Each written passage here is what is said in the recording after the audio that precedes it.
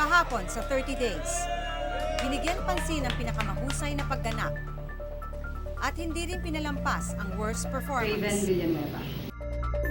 Ngayong gabi, magsasalita na ang bawat isa. Parang too comfortable para sa Sino ang hindi na dapat abutin pa ng 30 days?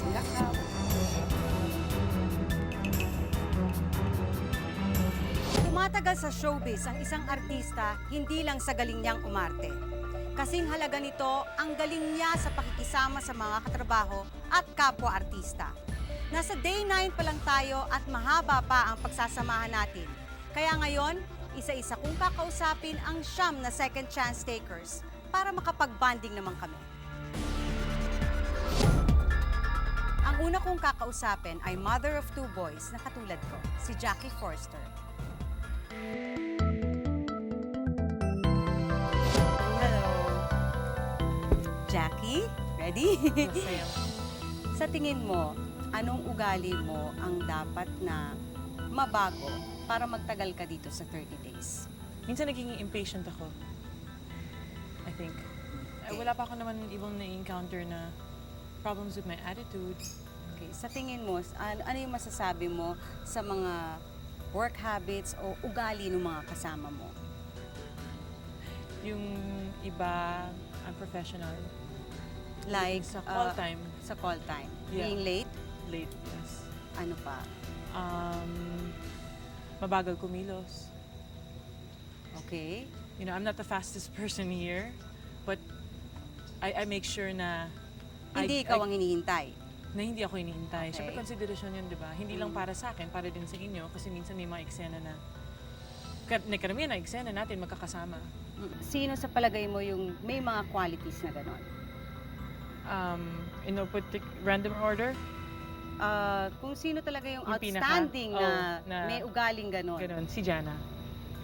wala nang iba. May iba pa. May mga ibang responsibilities din si Dino. So it's understandable to a certain point. But after that, hindi na natin problema kung anong problema niya sa bahay. Palagay mo, sino ang dapat matanggal? Basing dun sa qualities na sinabi mo. Salitang gagamitin ko dahil takles nga ako, pero pinakamasahol sa ganyan, si Jana. Maging open kaya si Raven sa totoong nararamdaman niya.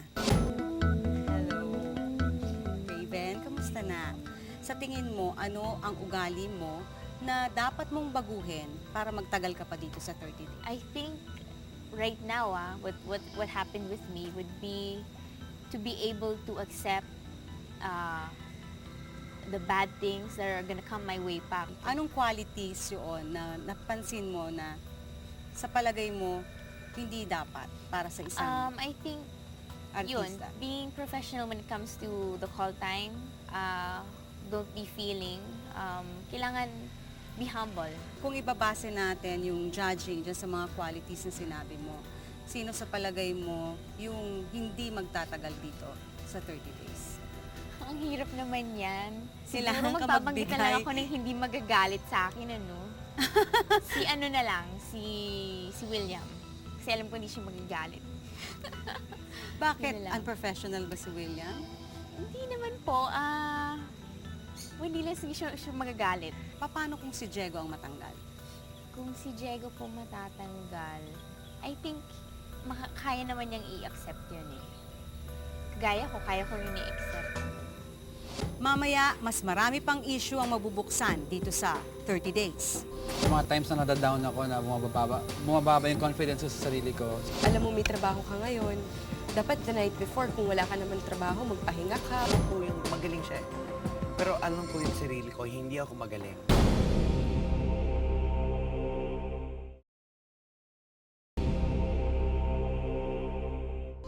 Heart-to-heart talk naman ang sa amin ni Diego. Hi, Diego. Ano sa tingin mo yung ugali mo na dapat mong baguhin para magtagal ka dito sa 30 days? May mga times kasi na up to par ang level ko. May mga times na nadadown ako na bumababa yung confidence ko sa sarili ko. So that nakikita, nagre-reflect sa face ko yung confidence level ko. Although I'm close ako kay William, he's at times he's too subtle, he's too gentle parang too comfortable para sa lalaki. I mean, di ba, lalaki, there's a balance between being rugged and being gentle. Parang he's too nice. Hindi mo alam kung ano tumatakbo talaga sa isip niya. Parang pag tumatalikod to, is he really that nice, di ba? He's too wonderful eh.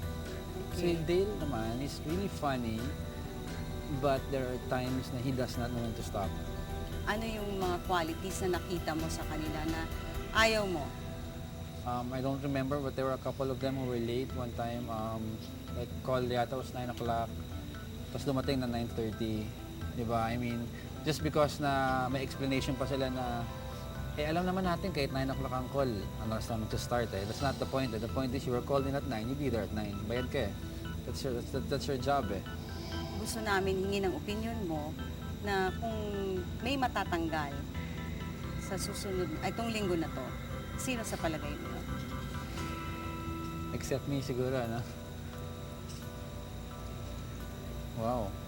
Based on work, well, honest opinion is William should be tougher. This industry is a tough job. Should be stronger. Not to take away his professionalism or anything. He's very professional early, but he has to learn how to be stronger and he has to learn how to survive and maybe slug it out. She may be the youngest pero hindi siya magpapatalo sa pagiging honest. Ana Larosea. Hi Ana. Hello po. Ang una kong itatanong sa'yo, sa tingin mo, ano sa ugali mo ang dapat mong baguhin para magtagal ka pa dito sa 30 days? Masyado akong sensitive. It's like konting, parang mapapareact agad ako. Ngayon, meron ka bang napansin o nakita na mga work habits o ugali ng mga kasama mo na ayaw mong ma-acquire? Yung pupunta ka sa taping or what na may na parang hindi ka prepared or kunwari, alam mo may trabaho ka ngayon, dapat the night before, kung wala ka naman trabaho, magpahinga ka, huwag kang gumimik, yung ganun, para pagdating mo sa taping kinabukasan, okay ka, wala kang problema. Sino sa kanila ang napansin mo na may ganong klaseng ugali? Si Dale. Si Dale. Sa palagay mo, sino yung dapat matanggal? Ayun, si Dale. Hindi naman sa hindi siya sincere, pero kung mas seryoso talaga siya, di ba parang dapat babaguhin niya yun? Kasi ito na yung second chance namin. Kumbaga kung ano man yung mga old habits namin, as much as possible, tanggalin namin.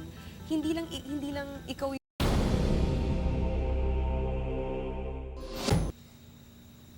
Very stressful ang pag-aartista. Kaya nga, mas mabuti kung magkakasundo ang bawat isa. Mababawasan ang tensyon sa set at maiiwasan ang maraming problema. Kausapin natin si Jana. Hi, Jana. Hello po. Diretso na yung tanong ko, ha? Ano sa tingin mo yung ugali mo na dapat mong baguhin para magtagal ka dito sa 30 days? Siguro yung... Kasi pag call time is hindi na ako dumidiretso minsan sa GMA. Minsan kasi doon kami nagkikita-kita eh. Gusto ko na dumirect doon sa location kung saan yung taping. Siguro yun. Gusto namin malaman kung ano yung nararamdaman mo na or nakikita na work habits o ugali ng mga kasama mo na ayaw mong ma-acquire. Siguro minsan yung pag masyado magulo, na kinakailangan kasi sa set is tulungan na para matapos na agad. Minsan kasi medyo magulo, maingay, o kaya minsan gusto ko na lang tumahimik eh. Ayoko nang, kasi isa may ginagawa, nag-iingay. So parang nararatel yung mga staff, nakakahiya. Sa palagay mo, sino yung dapat matanggal? Kailangan ko magsabi. Nung una, feeling ko, nandyan ba sila? Si Dale. Medyo magulo siya. Pero nakita ko naman latter part, medyo disiplina siya. Magsabi kaya ng sama ng loob si Dino?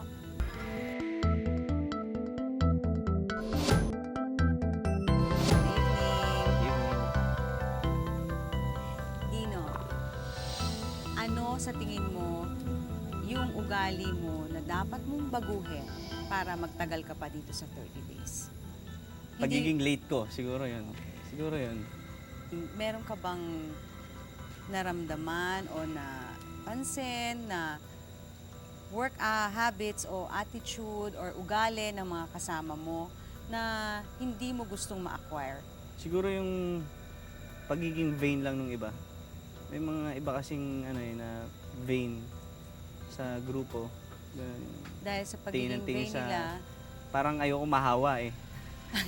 Ewan ko, parang ayoko mahawa na tingin ng tingin sa salamin o nako-conscious sa sinasabi niya o something. kung ang basehan ng jury ay yung qualities na sinabi mo, yung pagiging vain, isa yan, ano? Mm.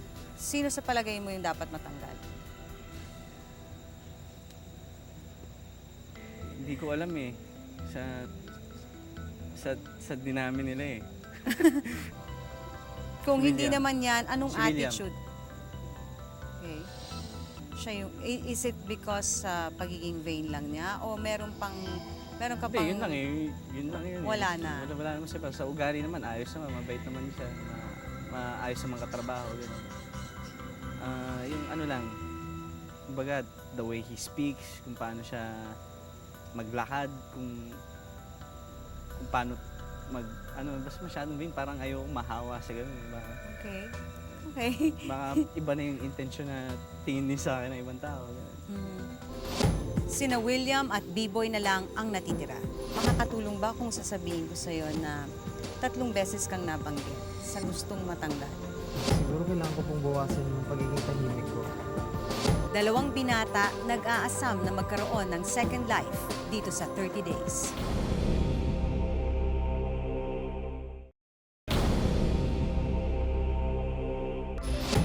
Chance na ito ni William para sabihin ang kanyang nararamdaman. Good evening. Good evening. Sa tingin mo, ano sa ugali mo ang dapat mabago para magtagal ka pa dito sa 30 Days? Sa ugali ko ang dapat mabago. Siguro more direction, more focus, and a little bit more intensity siguro. All of us, all 9 of us, everybody has everybody gels together well eh. We have a good bonding. I don't think there's anything I would change or don't want to acquire. As a matter of fact, natututo ako from them. Hihingin ko na lang ang opinion mo. Mm-mm. Kung sino sa kanila ang palagay mo dapat matanggal. Our 9th day Yes. now, I don't think I know them well enough para sabihin na there's one particular person So who wala deserves. kang na-experience na, So kailangan talaga we have to give a name. yes, makakatulong ba kung sasabihin ko sa'yo na 3 beses kang nabanggit sa gustong matanggal? Hindi pa rin, even if siguro. Hindi ka pa rin magsasabi ng kahit isa? Because opinion nila yun eh. And my opinion naman stands, And this is on a positive note. Dino is a very, very good actor. Very good actor. I think he's very intense. So nakukuha niya in his expression. So I guess he would be from that, I guess for me, ability-wise, he is a very big threat. But it's positive. It's definitely positive. Si B-Boy naman ang pagbibigyan natin. Good evening, B-Boy. Isahan ko na agad, ha? Diretso na. Sa tingin mo, ano sa ugali mo yung dapat baguhin para magtagal ka pa dito sa 30 Days? Siguro kailangan ko pong bawasan yung pagiging tahimik ko. Kasi ang ugali ko, ayokong nadjudge ako ng tao. Yung iba kasi parang pag may nagbibigay ng instructions, nagdadaldalan, hindi nakikinig. Yung pagiging late, Kung ibabase natin yung sa mga sinabi mo yan ang basehan ng jury.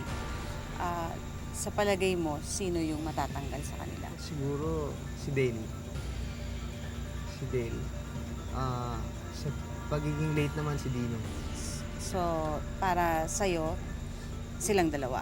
Yung pinaka pwedeng. Kung yun ang basehan, Kung yun- yung pagiging late at saka yung Sa opinion mo, sila. sila. Silang dalawa. Thank you. Thank you. Thank you, B-Boy. Sa pag-uusap naming ito, nakamasid sina Christopher De Leon at Manay Lolit sa bawat nangyayari. Makikinig sa mga sinasabi at sa mga bagay na di masabi. Pagkatapos ng gabing ito, maaring magbago ang samahan ng ilan. Pero kung hanggang saan nila hahayaang makaapekto ito, sila ang nakakaalam.